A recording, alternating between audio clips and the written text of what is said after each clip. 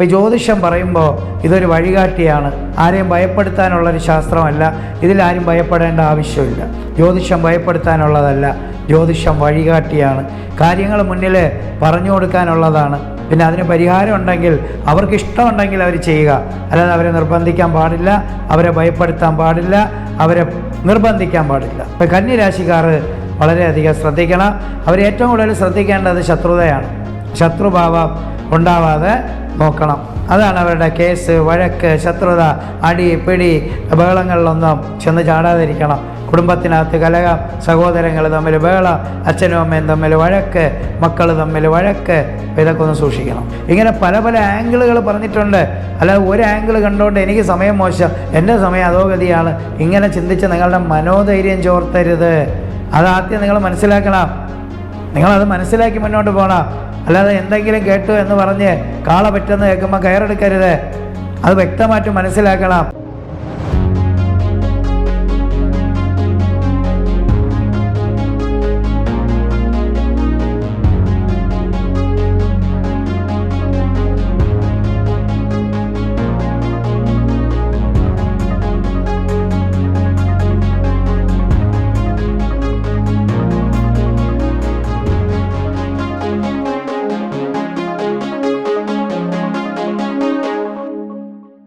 ഗുരു എല്ലാ പേർക്കും നല്ലതല്ല. എല്ലാ ഗ്രഹങ്ങളും എല്ലാ പേർക്കും നല്ലതല്ല.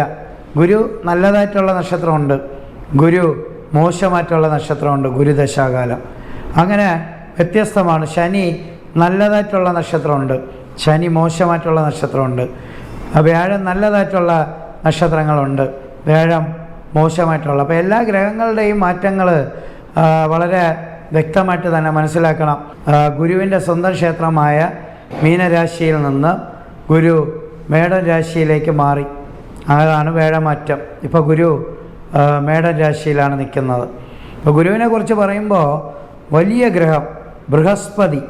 ഗുരു എന്ന് പറയുമ്പോൾ ജ്യോതിഷത്തിൽ ഗുരുമാറ്റത്തിന് വലിയ പ്രാധാന്യം കൊടുത്തിട്ടുണ്ട്. ഞാൻ പറയും ഇത് നമ്മുടെ ഗോചരശാസ്ത്ര പ്രകാരം ഉള്ളതാണ്.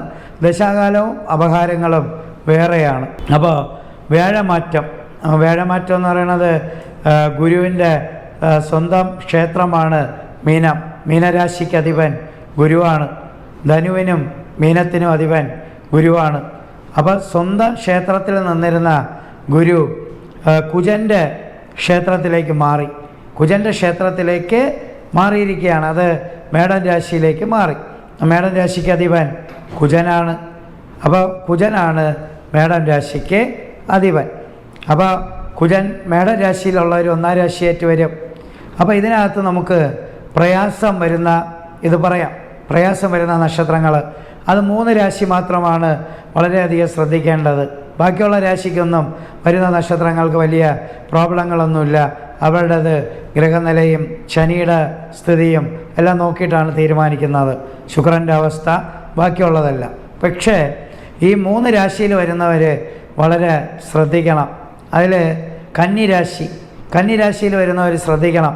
ഉത്തരത്തിൻ്റെ മുക്കാൽ എന്ന് പറയുമ്പോൾ 2-ാം പാദം, 3-ാം പാദം, 4-ാം പാദം. ഞാൻ പറയാറുണ്ട് ഒരു നക്ഷത്രത്തിന് 4 പാദങ്ങളുണ്ട്.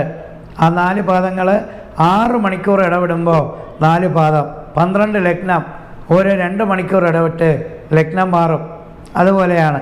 അതേപോലെ ഒരു കാര്യമാണ് നമ്മുടെ വ്യാഴം മാറുന്നത്. അപ്പോൾ ഇതൊക്കെ ഓരോ കാലയളവിൽ വെച്ചാണ് മാറുന്നത്. ശനി 2.5 വർഷം കൊണ്ട് മാറും, സൂര്യൻ 30 ദിവസം കൊണ്ട്, അങ്ങനെ ഓരോന്ന്. ചന്ദ്രൻ 2.25 നക്ഷത്രം. അപ്പോൾ ഇങ്ങനെയാണ് വരുന്നത്. അപ്പോൾ അത് സ്വാഭാവികമായിട്ട് നമ്മൾ മനസ്സിലാക്കണം.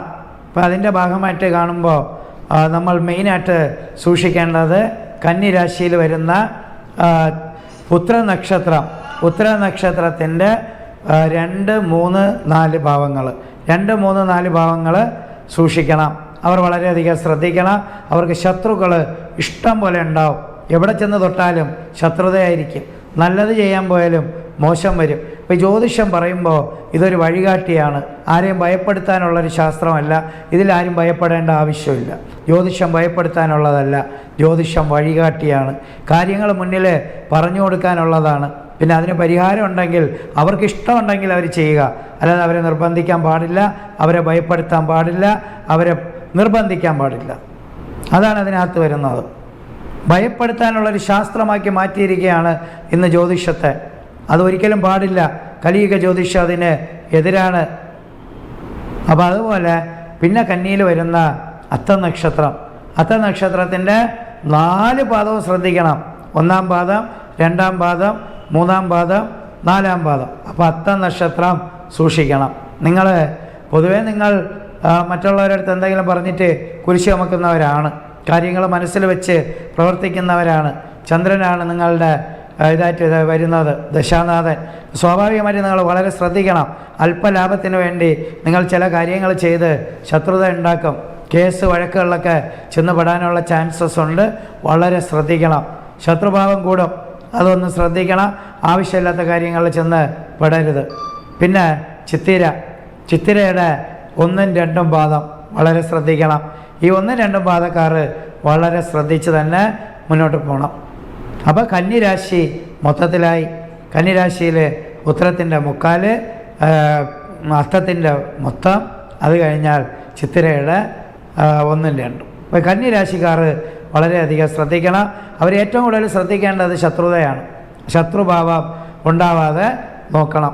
അതാണ് അവരുടെ കേസ്, വഴക്ക്, ശത്രുത, അടി, പിടി, ബഹളങ്ങളിലൊന്നും ചെന്ന് ചാടാതിരിക്കണം.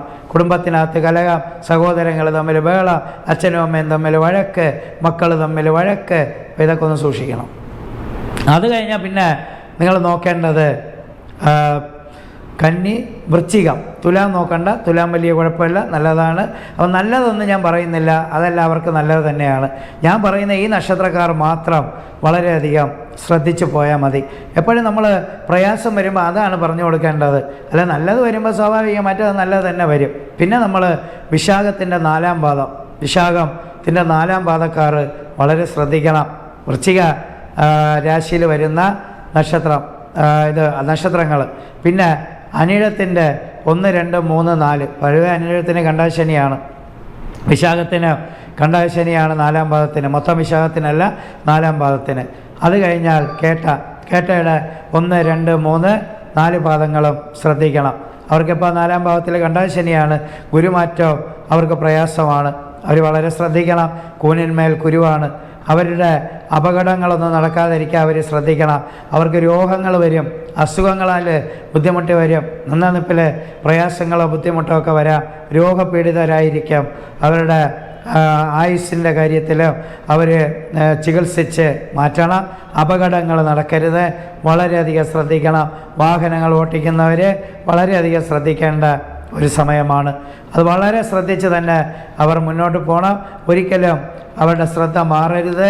തീർച്ചയായും ഇരുചക്ര വാഹനങ്ങൾ ഓട്ടിക്കുന്നവർ വളരെ ശ്രദ്ധിക്കണം. വിശാഖത്തിൻ്റെ 4-ാം പാദം, അനിഴത്തിൻ്റെ 1, 2, 3, 4 പാദം.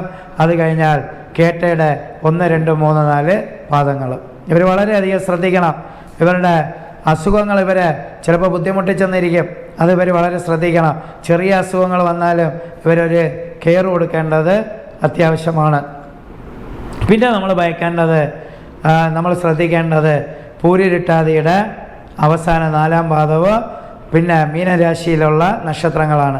അപ്പോൾ മീനരാശിയിലുള്ള നക്ഷത്രം മീനത്തിൽ നിന്ന് നേരെ മേടത്തിലേക്ക് പോയിരിക്കുകയാണ്.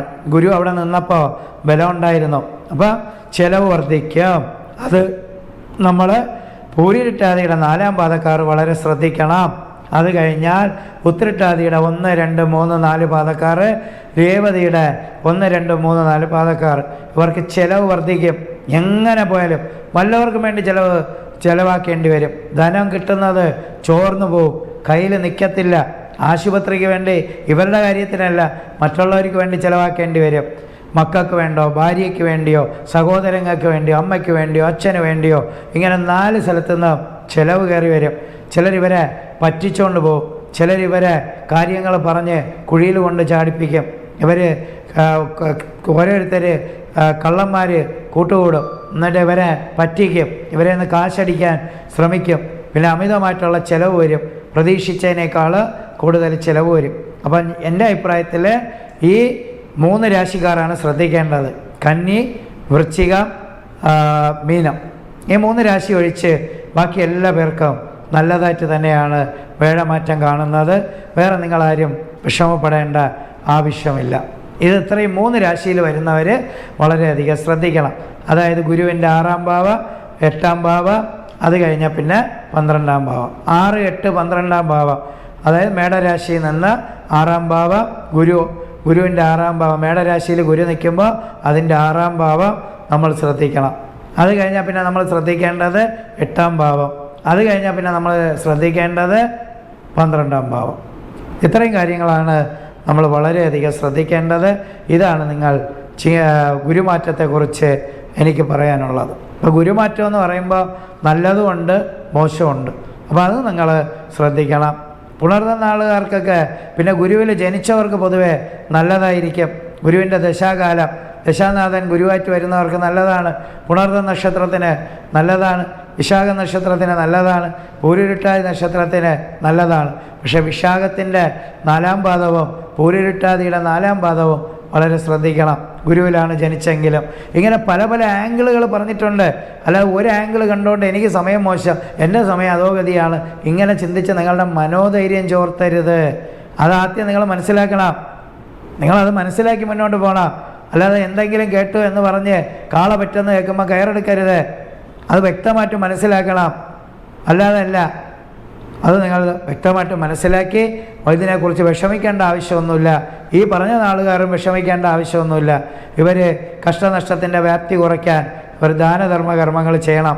അത് ചെയ്യുമ്പോൾ ഇവരുടെ കാര്യങ്ങൾ ശരിയാവും. മറ്റുള്ള എല്ലാ നക്ഷത്രത്തിനും നല്ലതായിട്ട് തന്നെയാണ് കാണുന്നത്. നിങ്ങൾക്കെല്ലാവർക്കും കലിയുഗ ജ്യോതിഷൻ്റെ നന്ദി, നമസ്കാരം, പ്രണാമം.